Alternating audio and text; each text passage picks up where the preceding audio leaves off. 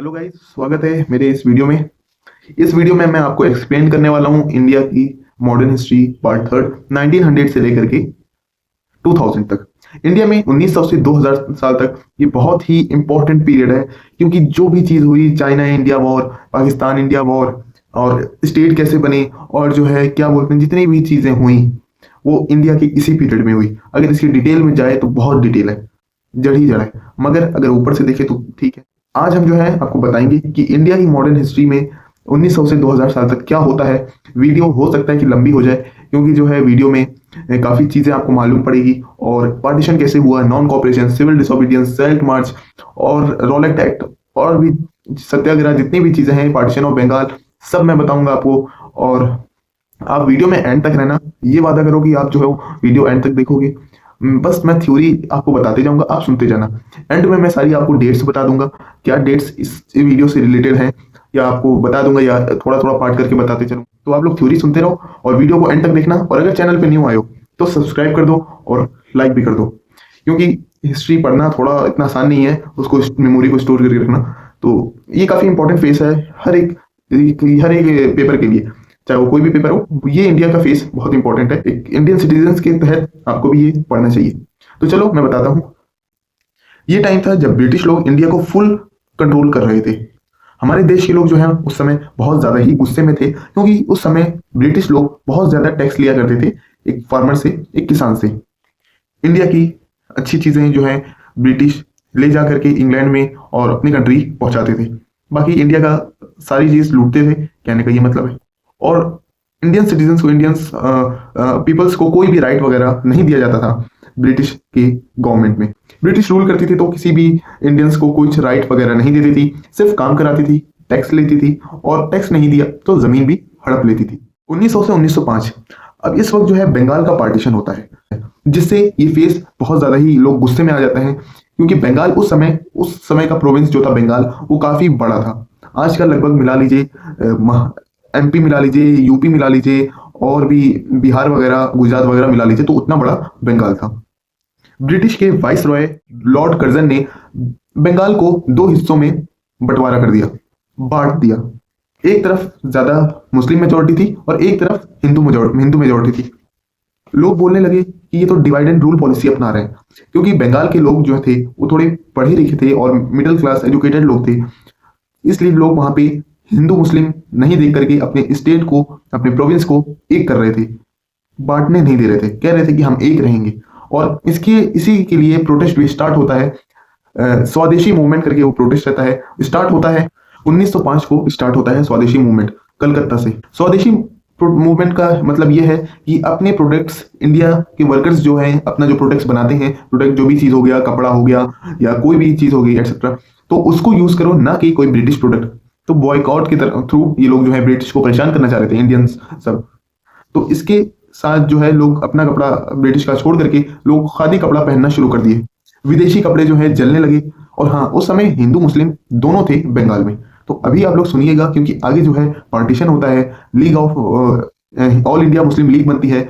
तो अब कैसे बंगाल, एक तरह से आप ये नोटिस करिएगा कि एक जहाँ पे मुस्लिम हिंदू दोनों थे, और अंग्रेजों ने सोचा कि क्यों ना हम ऐसा करें कि मुस्लिम को ज्यादा प्रायोरिटी दें और हिंदुओं को कम दें, और या तो डिवाइड एंड रूल पॉलिसी, यानी कि आपस में हिंदू मुस्लिम लड़वाएं, जिससे इन लोग की एकता टूटेगी और हम जो है यहाँ पे इजीली रूल कर पाएंगे। ये होती है डिवाइड एंड रूल पॉलिसी। तो इसके तहत जो है ये बंगाल में पार्टीशन करते हैं, मगर ये सक्सेसफुल नहीं हो पाता है पार्टीशन, क्योंकि जो है वहाँ की बंगाल के लोग थोड़ा पढ़े लिखे थे, एजुकेटेड मिडिल क्लास थे, इसलिए जो है ये प्रोटेस्ट बहुत अच्छे से नहीं चलता है। लोग स्वदेशी मूवमेंट शुरू कर देते हैं, जिसमें कि बॉयकॉट करने लगते हैं फॉरेन प्रोडक्ट्स और इंडियन खादी कपड़ा पहनना शुरू कर देते हैं। 1906 में ऑल इंडिया मुस्लिम लीग बनती है। अब यहीं से जो है ऑल इंडिया मुस्लिम लीग बनती है कि पाकिस्तान कंट्री की demand all India Muslim League Jinnah ही करते हैं। अभी आप सुनते जाइए बस। ऑल इंडिया मुस्लिम लीग इसलिए बनी कि कुछ मुस्लिम्स बोले कि ये तो कांग्रेस जो है हिंदू पार्टी है, और एक मुस्लिम पार्टी भी बननी चाहिए जो अपनी चीज, अपना हक रख सके, क्योंकि अगर आज़ादी हो जाती है, लोग आज़ाद हो भी जाते हैं, तो लोग किसकी बात सुनेंगे। कांग्रेस हिंदू पार्टी, तो ज्यादा हिंदू पार्टी को लोग सपोर्ट करेंगे, हिंदू पार्टी ज्यादा हिंदू लोगों को सपोर्ट करेगी। तो इसलिए कुछ लोग जो सोचते हैं कि हम लोगों को अलग अलग रहना चाहिए और एक अलग पार्टी बनाना चाहिए। अब ब्रिटिश जो है 1911 में बंगाल पार्टीशन जो की थी वो वापस खत्म कर देती है और बंगाल को जोड़ देती है। ऐसा इसलिए क्योंकि जो है मूवमेंट बहुत जोरों शोर से चलता है और लोगों के प्रेशर से वो वापस से बंगाल को जोड़ देती है। लेकिन अब जो है लोग और ज्यादा आजादी मांगने लगे। अब 1915 से लेके 1919 तक गांधी जी आते हैं, अपना हीरो की एंट्री लेते हैं इंडिया में। 1915 में गांधी जी जो है साउथ अफ्रीका से वो है इंडिया आते हैं। उन्होंने सत्याग्रह जैसी आइडियोलॉजी दी, जैसे कि सच्चाई की लड़ाई और बिना मारपीट किए, बिना वॉयलेंस किए अपना पक्ष रखना, अपनी वॉइस रखना, वो जो है सत्याग्रह उसी को बोलते हैं कि बिना मारपीट की सच्चाई की लड़ाई से अपना बात रखना। तो गांधी जी जो है आते हैं, सत्याग्रह शुरू कर देते हैं। पहला सत्याग्रह गांधी जी करते हैं 1917 में, चंपारण सत्याग्रह। ये बिहार में चंपारण जगह है। बिहार में जो है क्या सिचुएशन थी, बिहार में जो फार्मर्स हैं वहां पे ब्रिटिश सब जबरदस्ती फार्मर्स से नील की खेती करवाती थी। गांधी जी ने अपना सत्याग्रह किया और वहां पे जो है उनको एक अच्छी जीत मिलती है। तब जाकर के वो जो है अपना दूसरा सत्याग्रह भी लॉन्च करते हैं। 1918 में गांधी जी जो है खेड़ा सत्याग्रह शुरू करते हैं। खेड़ा सत्याग्रह ये गुजरात में है। गुजरात में ये जो है अपना सत्याग्रह शुरू करते हैं, जिसमें कि गुजरात में टैक्स बहुत ज्यादा जो है ब्रिटिश ले रही थी, तो उसके लिए ये सत्याग्रह शुरू होता है। 3 सत्याग्रह रहता है, एक और रहता है वो आप पढ़ लेना, वो भी 1918 में रहता है, मैं आगे बताता हूँ। अब 1919 में एक बड़ा धमाका होता है, यानी कि एक बड़ा मूवमेंट होता है। आपको याद है क्या? जलियांवाला बाग, आपने जरूर सुना होगा जलियांवाला बाग मैसेकर। वहां पे जो है बहुत बुरा होता है। जलियांवाला बाग अमृतसर में है। जनरल डायर ने वहां के लोगों पर, आम सिटीजन्स पे जो है अंधाधुंध गोली चलवा देती है, चारों तरफ से गेट बंद करके। कोई भी लोग भाग भी नहीं पाते हैं। और वहां पे एक शायद कुआं है जिसमें कि लोग बच के गिरते हैं, मगर वो पूरा कुआं लाश से भर जाता है। हजारों लोग इससे मारे जाते हैं। पूरे देश में एक बहुत ही गुस्सा आया और अंदर से लोग उदास भी हो गए। तो फिर इसी साल जो है रॉलेट एक्ट भी आता है। रॉलेट एक्ट क्या था कि अगर कोई भी जो है पुलिस को, ब्रिटिशर्स को शक होता है कि ये जो है रिवॉल्यूशनरी एक्टिविटी कर रहा है, तो ब्रिटिश पुलिस जो है वो तुरंत उस इंसान को बिना किसी परमिशन के, बिना किसी सबूत के, बस शक होता है कि यार ये ऐसा चीज कर रहा है, उसके उसके सबूत पे जो है वो डायरेक्ट जेल में डाल सकती है। ये था रॉलेट एक्ट। रॉलेट एक्ट को लोगों ने बोला ब्लैक एक्ट। तब फिर गांधी जी जो है नॉन कॉपरेशन मूवमेंट लॉन्च करते हैं 1920 में। सबसे पहला और सबसे बड़ा आंदोलन यही था, non cooperation movement. Non cooperation बात से ही पता चल रहा है कि नॉन कॉपरेट यानी कि ब्रिटिश के साथ अब हम कॉपरेट नहीं करेंगे। मतलब अब नॉन कॉपरेशन मतलब कि अब जो है स्कूल कॉलेजेस छोड़ो। उस समय जो है बच्चे काफी खुश हुए क्योंकि उनको पढ़ाई नहीं करनी पड़ी। मजाक कर रहा हूँ। और कोर्ट बाइकआउट ऑल थिंग्स, सब चीज को बाइकआउट करने के लिए ये गांधी जी अपने बोलते हैं कि नॉन कॉपरेशन, अब किसी चीज के लिए भी हम इनकी चीज नहीं यूज करेंगे, ना ही अब हम स्कूल जाएंगे, ना ही अब हम लॉयर इनके लिए बनेंगे। अब सब चीज जो है बंद कर देती। जो भी चीज गवर्नमेंट बोल लेती है हमारे लिए करो, वो जो है बंद कर दिया जाता है। गांधी जी ने ऐसा अनाउंस किया। ये नेशनल मूवमेंट था, हर तरफ फैला। ब्रिटिश की नौकरी मत करो, विदेशी कपड़ा मत पहनो। 1920 में नॉन कॉपरेशन मूवमेंट स्टार्ट होता है और लाखों लोग जो हैं स्कूल छोड़ देते हैं। बच्चे काफी खुश थे, उस समय मजे कर रहे थे। कांग्रेस भी काफी सपोर्ट करी और इस वक्त खिलाफत मूवमेंट भी साथ था। इस समय ये जो आंदोलन था, क्योंकि हिंदू मुस्लिम दोनों लोग एक साथ जो है पार्टिसिपेट करते हैं इस आंदोलन में, क्योंकि मुस्लिम जो है वो खिलाफत मूवमेंट के अगेंस्ट प्रोटेस्ट करते हैं। अब मुस्लिम क्यों करते हैं खिलाफत मूवमेंट के अगेंस्ट, वो मैं आपको एक बार बताऊंगा, एक वीडियो एक्सप्लेन करूंगा उस पर अलग से, कि जिसमें कि ओटोमन एम्पायर के बारे में पूरा बताऊंगा और कैसे ओटोमन एम्पायर हटता है और टर्की में कैसे गवर्नमेंट क्या आती है। तो मैं उस पर एक अलग से वीडियो बनाऊंगा खिलाफत मूवमेंट और टर्की से रिलेटेड। अभी आप ये जानो बस कि खिलाफत मूवमेंट इंडिया में लॉन्च होता है और मुस्लिम जो है ये पार्टिसिपेट करते हैं। नॉन कॉपरेशन और खिलाफत मूवमेंट दोनों एक साथ, हिंदू और मुस्लिम मिल करके गवर्नमेंट के अगेंस्ट बोलते हैं। 1922 में चौरी चौरा इंसिडेंट होता है, जिसमें कि एक पुलिस स्टेशन को यूपी के अंदर जला दिया जाता है, जिससे 22 पुलिसमैन मर जाते हैं। और गांधी जी जो एक तरह से इनकी आइडियोलॉजी थी सत्याग्रह वाली कि वॉलेशन नहीं करना, अच्छे से अपनी बात रखना है, वो ये चीज सुन के, चौरी चौरा इंसिडेंट सुन के बोलते हैं कि अरे क्या कर रहे हो, ये रुको, ये सब नहीं करना है, हम लोगों को वॉलेशन से जीत नहीं लेना है, हम लोग जो है अपनी बात रखेंगे ब्रिटिशर्स के सामने बिना लड़ाई किए, बिना वॉलेशन किए। उस समय जो है गांधी जी यही बोले और वो गुस्से में जो है नॉन कॉपरेशन मूवमेंट जो है चला रहे थे। 1922 में चौरी चौरा इंसिडेंट हो जाता है, इससे जो है वो भी अपना नॉन कॉपरेशन मूवमेंट भी बंद कर देते हैं। 1922 से लेके 1928 में कुछ खास नहीं हुआ। बस जो है कांग्रेस के अंदर जो है अलग अलग अपना ग्रुप बनना स्टार्ट हुआ।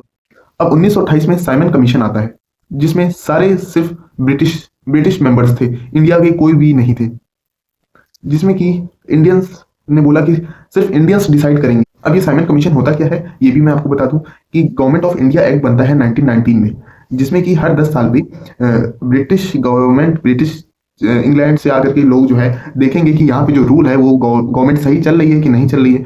ये देखने आए थे साइमन कमीशन में, वही ब्रिटिश कमीशन थी, और क्या चेंजेस करने चाहिए, इंडिया को कितना पावर देना चाहिए, यानी कि इंडिया की चीजें जो हैं अपने हिसाब से डिसाइड करने के लिए ये लोग आते हैं साइमन कमीशन 1927 में। और इसीलिए लोग जो है बहुत गुस्सा होते हैं कि साइमन कमीशन में सारे लोग ब्रिटिशर्स हैं, एक भी इंडियन नहीं है वहां पे, और हमारा देश के आप रूल डिसाइड करोगे और एक भी इंडियंस आप नहीं रखे हो। तो इस बात पे साइमन गो बैक का नारा लगता है, जिसमें सारे लोग बहुत गुस्सा होते हैं। अब साइमन नाम क्यों पड़ा, आप लोग कभी इस पे गौर किए? साइमन नाम इसलिए पड़ा क्योंकि जो हेड था, जो चेयरमैन था, उसका नाम था sir John Simon. Simon commission का जो हेड था उसका नाम था सर जॉन साइमन, तो इसलिए जो है उसके नाम पे ये स्लोगन पड़ता है कि साइमन गो बैक। समझ में आ गया होगा आपको? तो वही जो है हर जगह हड़ताल होने लगता है, प्रोटेस्ट होने लगता है। अब इसी टाइम जो है साइमन कमीशन के प्रोटेस्ट में लाला लाजपत राय की मौत हो जाती है। क्या रहता है कि पुलिस लाठीचार्ज करती है, ब्रिटिशर्स पुलिस जो है लाठीचार्ज करती है, और 1928 में ये जो है लाहौर में प्रोटेस्ट कर रहे थे और पुलिस ने जो है इन पर लाठीचार्ज कर दिया, और लाला लाजपत राय को सीरियस एक चोट लग जाती है, काफी जख्म आ जाते हैं, जिससे उनकी डेथ हो जाती है। इसलिए लोग जो है साइमन कमीशन के जवाब देने के लिए जो है इंडिया में लोग खुद कॉन्स्टिट्यूशन अपना बनाते हैं, जिसका नाम दिया जाता है नेहरू रिपोर्ट, और इनके हेड थे, नेहरू रिपोर्ट के हेड मोतीलाल नेहरू थे। साइमन कमीशन की रिपोर्ट के बेस पर गवर्नमेंट ऑफ इंडिया एक्ट 1935 आया, जिसमें प्रोविंशियल ऑटोनॉमी वगैरह दी गई। अब 1929 में पूर्ण स्वराज आता है। अब ये पूर्ण स्वराज क्या है ये भी बोलने से पता चल जा रहा है कि पूर्ण स्वराज यानी कि अब हमको पूरी आजादी चाहिए, अब हम किसी के कंट्रोल में नहीं रहेंगे, अब हम खुद अपने हिसाब से चलेंगे। शुरू में जो है कांग्रेस सिर्फ अंग्रेजों से मांग रही थी डोमिनियन स्टेटस, मतलब इसका है कि ब्रिटिश किंगडम के अंडर रहना, मगर थोड़ी फ्रीडम हमको भी रहे, किसी भी राजा या किसी भी मोनार्की के अंदर हम रह रहे हैं, मगर हमको जो है थोड़ी आज़ादी चाहिए। यानी कॉन्स्टिट्यूशनल मोनार्की नहीं कह सकते, मगर ये है कि एक राइट्स या आज़ादी चाहिए हमको। हाँ, तो ये पहले कांग्रेस बोल रही थी डोमिनियन स्टेटस, इसी को बोलते हैं, लेकिन ब्रिटिश ने जो है इस पर ध्यान नहीं दिया। तो पूर्ण स्वराज आया, जो कब और कहाँ पर डिक्लेयर किया गया? 31 दिसंबर 1929 को डिक्लेयर किया गया, और Lahore session Indian national Congress के थ्रू इंडियन नेशनल कांग्रेस के थ्रू होता है 31 दिसंबर 1929 को।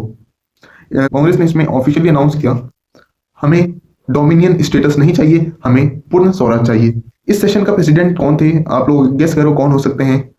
हाँ, जवाहरलाल नेहरू। उन्होंने ही जो है लाहौर सेशन को लीड किया। तो वही जो है 26 जनवरी 1930 को जो है इस दिन जो है पूर्ण स्वराज इंडिपेंडेंस डे के रूप में मनाया गया पहली बार इंडिया में। जब तक इंडिया आज़ाद नहीं हुआ तब तक जो है 26 जनवरी को ये दिन मनाया गया, और इसी वजह से 26 जनवरी 1950 को हम लोगों का कॉन्स्टिट्यूशन लागू होता है। हम लोग का कॉन्स्टिट्यूशन तो बन गया था दिसंबर में ही, 1949 31 दिसंबर को ही बन गया था, मगर हम लोग का कॉन्स्टिट्यूशन लागू कब होता है? हम लोग का इसी चीज को देख करके पूर्ण स्वराज के उसमें, और इंडिपेंडेंट पहली बार कब हम लोग हुए थे अपने, इसे कब बोला गया था कि हम लोग जो है इंडिपेंडेंट है? 26 जनवरी 1930 को जो है हम लोग लागू करते हैं अपना कॉन्स्टिट्यूशन। क्या चीज देख करके लागू करते हैं? क्योंकि हम लोग पहली बार इंडिपेंडेंट 26 जनवरी 1930 को मनाया गया था।